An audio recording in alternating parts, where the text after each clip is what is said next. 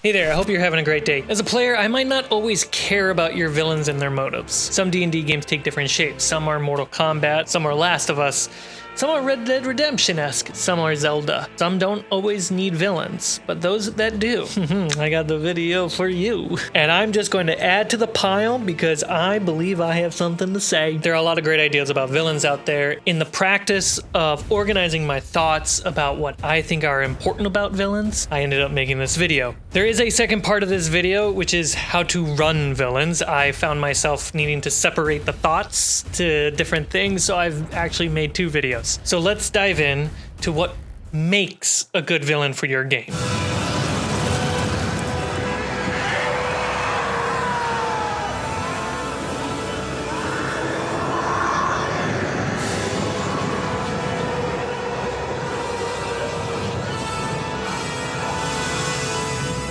What is a villain?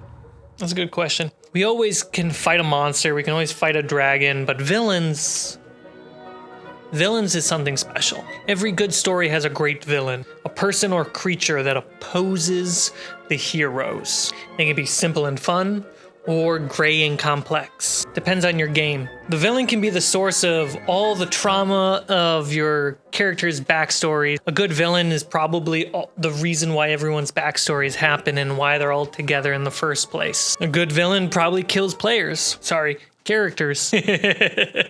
They lurk and loom in the shadows as your heroes go through the adventure, and they can be the opposing patron of many foes that your players face against. Speaking of patrons, this video is brought to you by the patrons of Fables D20. Consider supporting the channel on patreon.com/fablesd20. It's the link down below. But as a dungeon master, what is a good tool to have so I can just quickly design villains? A villain can die in any combat. They might not make it to the end, which I would hope they do. So I need a tool set to understand how to quickly write villains, write them up, and put them in my adventure. We need to know their concept, their motive, the cost behind their motive, the scale of that cost, and their soft and hard power. And as a reminder, this is only half the equation, but the second half is running a villain, and that can get a lot crunchier, more complicated concept. I think this is the easiest part and where I probably start, or most people start. What monster do you want this villain to be? You want them to be a vampire, a dragon, a giant, a noble, a rat catcher? Maybe make two monsters and put them together. What happens when you put a vampire and an elf together, a dragon and a troll together? It can be an archfey, angry deity, a political lord. It's up to you. Just pick the concept right here. Now we need motive, so let's start with a little bit of a descriptor. We have a necromancer in a town. He kills people and brings them back so that way he can get funding for magical military research. The research being bringing soldiers back to life, and not just to life, but for eternity. They have infinite soldiers, an infinite army. He does this because he wants to learn how to bring back his daughter. He's killing people to get money for his research.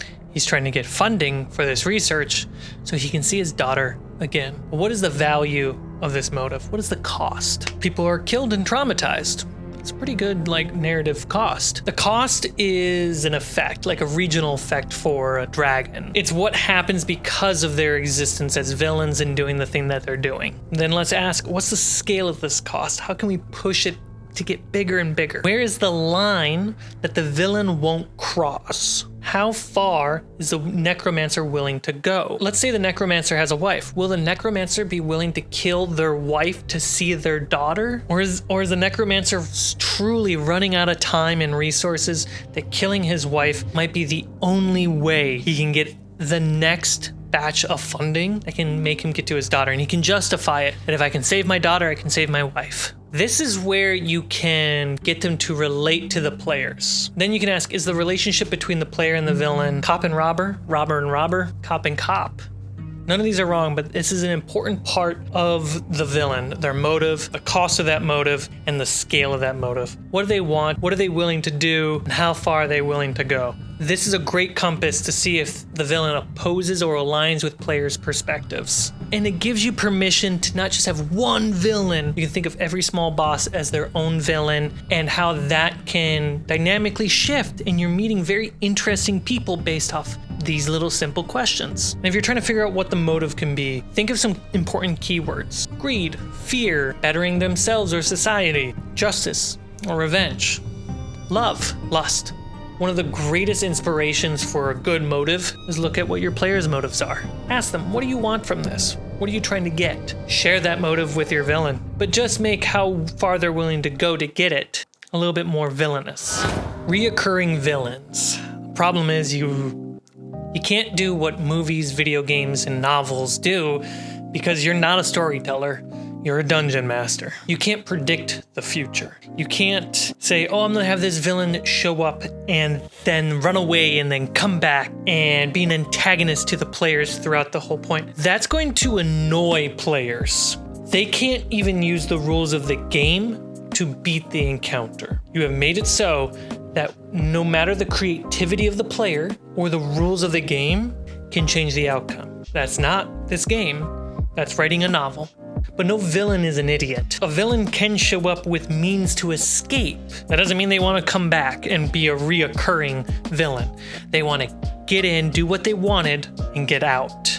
The players will either let them escape or go after them, or kill them where they stand. In a world where all this is possible, legally, magically, and ability-wise, your villain might be killed the encounter they show up. Invisibility potion, a teleportation, a blink to another realm, summon backup to distract the player so they can flee. Or if it's really necessary, take a player down to 0 hit points.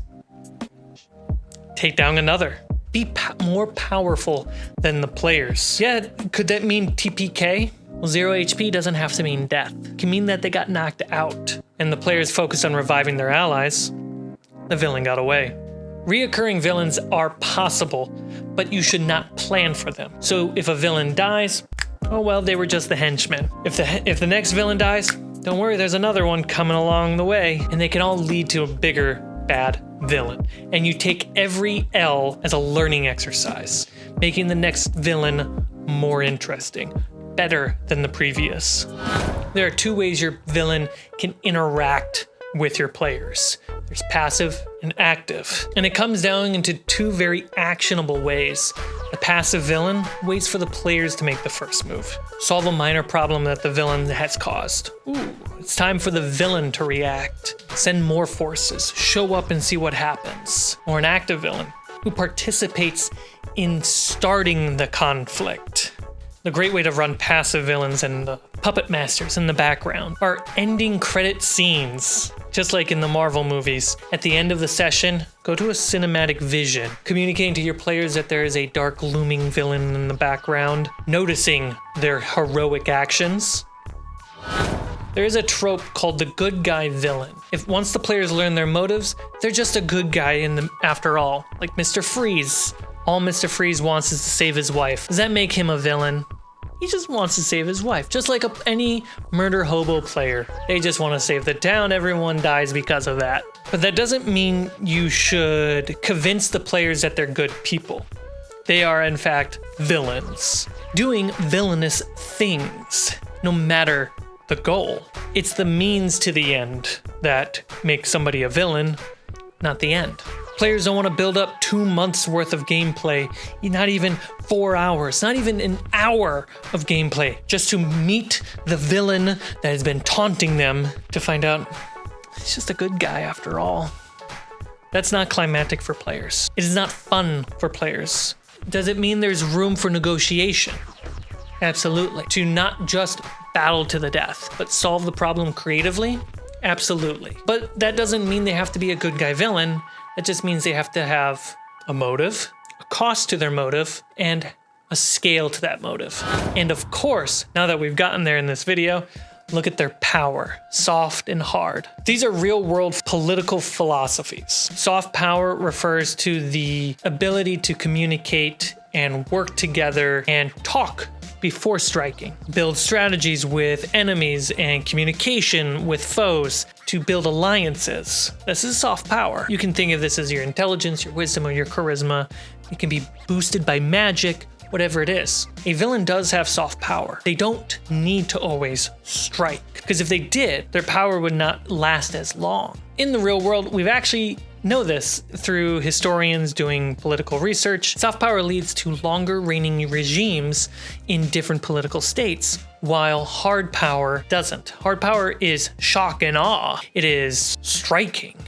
It is powerful, and it can put people in place through fear, but not as much as manipulation. Manipulation can come good or bad. It is just a form of influence and negotiation. Hard power is the use of your strength and your dexterity and constitution. We can already see a wizard using soft power over other people. But what does it mean when that wizard uses their hard power, their magical abilities? When do they reserve to use their hard magic? A barbarian. How often does a barbarian use their hard power over their soft power? When do they reserve their soft power for?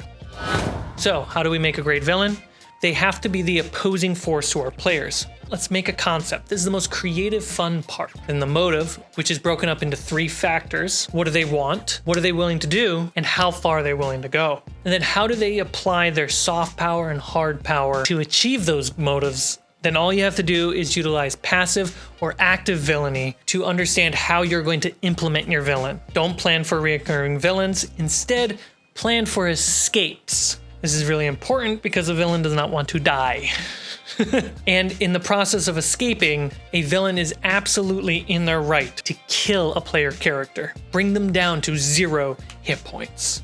It will make them more of an opposing force. Remember, this is only half of the conversation. I have another video on running villains in your D&D games. Make sure to check that out. And that video is going to focus a little bit more on how you can apply different mechanics to your villain to make them more interesting to run. Make sure you have fun opposing your players in D&D, and I'll see you next time.